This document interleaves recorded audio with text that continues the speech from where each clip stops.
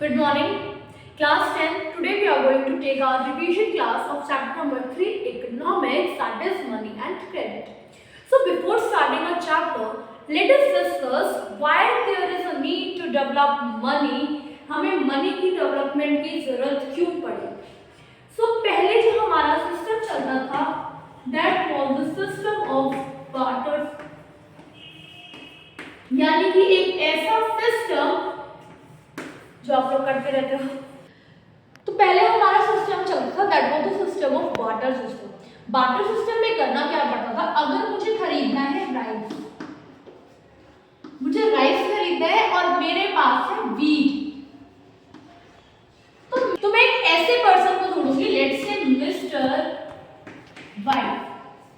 अब वाई कौन है मुझे नहीं पता, बट मैं एक ऐसे वाई पर्सन को ढूंढूंगी जिसको वीट खरीदना हो, यानी कि उसको परचेज क्या करना है, वीट, और वो बेचेगा क्या, राइस। यानी कि मुझे दोनों ही चीजें एक ही पर्सन से खरीदनी है और बेचनी है। तो यहाँ पे मुझे जो चीजें चाहिए होती है, that was the double coincidence. Basically double coincidence क्या कह रहा है, मुझे राइस खरीदना है तो मुझे एक ऐसे इंसान को ढूंढना है जो राइस बेच रहा हो, पहला कॉन्फिडेंस चाहिए। अब मैं ढूंढूंगी कहां पर मिल रहा है मुझे वो इंसान, मैंने राइस खरीदा तो मुझे राइस बेचने वाला मिलना चाहिए। अब मैं जो उसको दूंगी, अगर मैं कुछ खरीदूंगी ऑब्वियसली मुझे रिटर्न में कुछ देना पड़ेगा, तो मैं दे रही हूँ उसको वीट, तो क्या सामने वाला पर्सन वो वीट खरीदने के लिए रेडी है?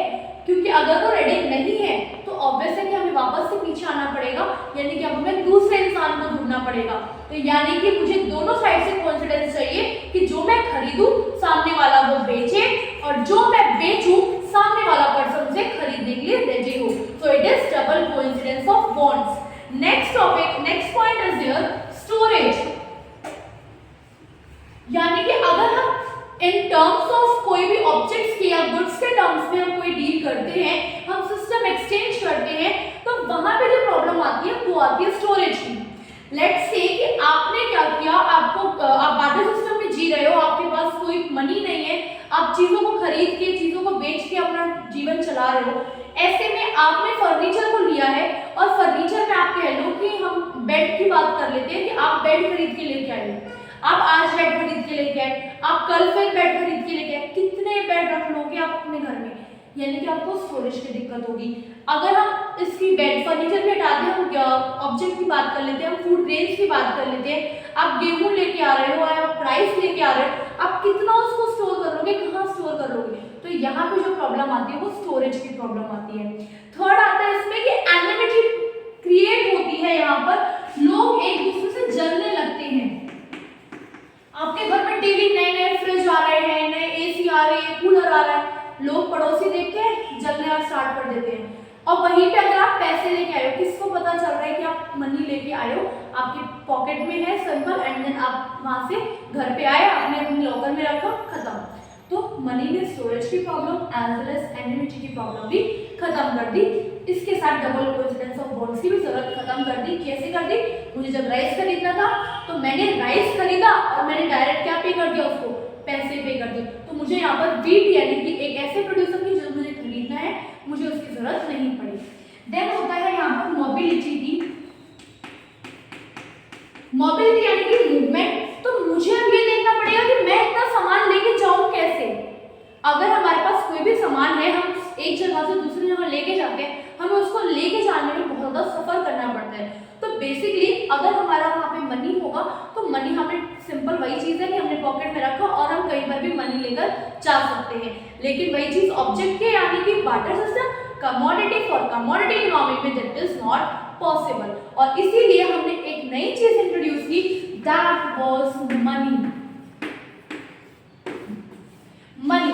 Now what is money? So money is something that is generally accepted and commonly used as a medium of exchange. यानी कि जो हर कोई यूज करने के लिए एक्सेप्ट करेगा। बेसिकली अगर हम ये बात कहें कि अगर आपने किसी को पैसे दिए तो ऐसा नहीं है कि कोई पैसा लेने से मना कर देगा। क्यों? क्योंकि वो एक्सेप्टेंस है, जनरली एक्सेप्टेंस है, हर कोई उसे एक्सेप्ट करेगा और कॉमनली यूज है। क्यों है? क्योंकि हर कोई उसे यूज करता है। तो basically money is something that is generally accepted and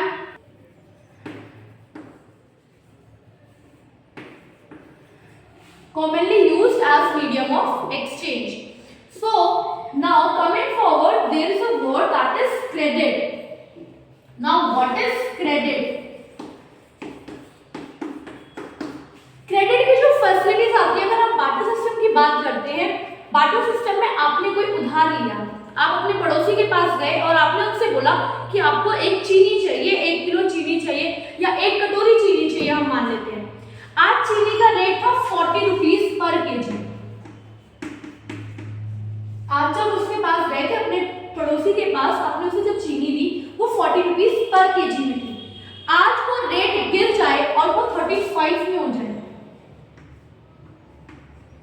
अब आप जब उसको वापस करने जाओगे चीनी, तो वो क्या कहेगा? वो ये कहेगा कि मेरी जो 40 रुपीज की केजी थी, आपने मुझे 35 में वापस की है, यानी कि उसका नुकसान उसने झेला। तो बेसिकली ऐसे में हम क्या करते हैं, हम चीजें वापस ना करके हम डायरेक्ट मनी की बात करते हैं। और इस वजह से हम क्या करते हैं, अगर हमने कोई भी फ्यूचर पेमेंट की है, यानी कि मैंने उसको बोला कि ठीक है मैं आपको बाद में पेमेंट कर दूंगी, और हमारी जो गुड्स है उसकी वैल्यू बढ़ जाए। आपने आज कोई प्रॉपर्टी खरीदी, उसकी प्रॉपर्टी की वैल्यू जो है वो 10,000 पर स्क्वायर फीट था, बट आप नेक्स्ट टाइम जब आप उसके पास गए तो वो 12,000 में हो गया, तो वो कहेगा कि आज का 12 का रेट चल रहा है, आपने 12,000 दो। ये चीज आज के टाइम पे फिर भी पॉसिबल है, क्यों? क्योंकि हमने मनी के टाइम पे मनी के रूल में वो किया है। लेकिन अगर मैं यही चीज बोलूं कि आप मुझे हॉर्स के रूप में पेमेंट करोगे, यानी कि एक घोड़े के रूप में पेमेंट करोगे, आप क्या करोगे, आज आपका घोड़ा 10,000 का अगर मान लो है और वही घोड़ा कल को 12,000 में हो जाए, तो आपको नुकसान होगा, वो फ्यूचर पेमेंट करने में प्रॉब्लम होगी। इसीलिए हमारा जो फ्यूचर पेमेंट है वो क्रेडिट के टर्म्स में आज पॉसिबल है, just because of money. Money के रूप में क्रेडिट आज के टाइम पे पॉसिबल है। अब मनी जो है वो बैंक किस तरह से यूज कर रहे हैं, तो बेसिकली अगर हम बात कर रहे हैं मनी की, तो बैंक क्या करता है, हमें एक क्रेडिट कार्ड अवेलेबल करता है, जिसकी वजह से हम कोई भी पेमेंट आगे करके दे सकते हैं। यानी कि हमारे पास एक क्रेडिट कार्ड है जिसको हमने यूज किया एंड हम कोई भी पेमेंट कर सकते हैं, हम उधार ले सकते हैं। अब इसमें एक नया प्रोसेस आता है, दैट इज मनी क्रिएशन का।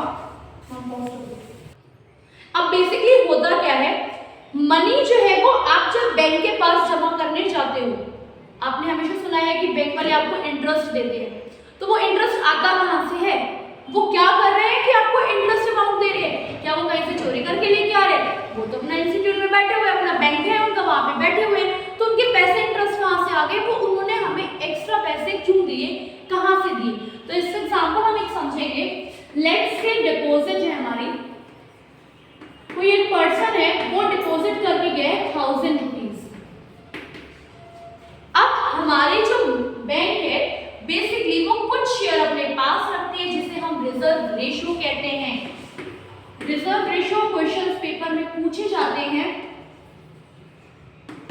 यानी कि एक ऐसा रेशियो जो हर एक बैंक अपने पास रिजर्व करके रखती है। क्यों करती है? कि अगर कल को कोई कस्टमर आ जाए और उसने पैसे मांग लिए, तो उनके पास रिजर्व होना चाहिए, उनके पास पैसे होने चाहिए कस्टमर को देने के लिए। अब वो 1000 रुपीज अगर उसके पास डिपॉजिट है, 1000 रुपीज नहीं देगा, वो कितना देगा उसको? मान लो कोई आया है, एक मिस्टर वाई आए हैं हमारे, जो कि एक लोन लेने आए हैं और उन्होंने लोन मांगा 1000 रुपीज का। अब बैंक 1000 रुपीज का लोन नहीं देगा, वो हमें देगा 900 का लोन। उसने 900 का लोन दे दिया। अब ये जो 900 का लोन है, जो भी पर्सन 900 का लोन लेके गया है वो नेक्स्ट टाइम वापस करेगा। अब ये जो 900 का लोन है, अगेन सेम प्रोसेस, वो उसका परसेंट रखेगा, यानी कि लेट्स से 810 इसने अपने पास दूसरे कस्टमर को पास किया और वापस वो 810 जो है एज अ लोन अमाउंट वापस रिटर्न आएगा। अब जो ये 900 आए हैं, क्या सिर्फ 900 आएंगे? नहीं, यहाँ पर प्लस करके इंटरेस्ट भी आएगा। यानी कि जब हम बैंक से लोन लेते हैं तो हम उनको इंटरेस्ट पे करते हैं, तो वहां से जो पैसे होते हैं वो फिर इस 1000 वाले को, जिसने 1000 रुपीज जमा किए थे, उसको हमारा इंटरेस्ट मिलता है। इस तरह से हमारा जो मनी है वो 1000 रुपीज़ से मोर देन मनी क्रिएट करती है, यानी कि उसने लोन लिया, लोन दिया और इस वजह से वो प्रोसेस जो है वो कंटिन्यू करती रहती है एंड देन मनी क्रिएट करती है। Now this is all for our this chapter. Next part we will discuss in our next video.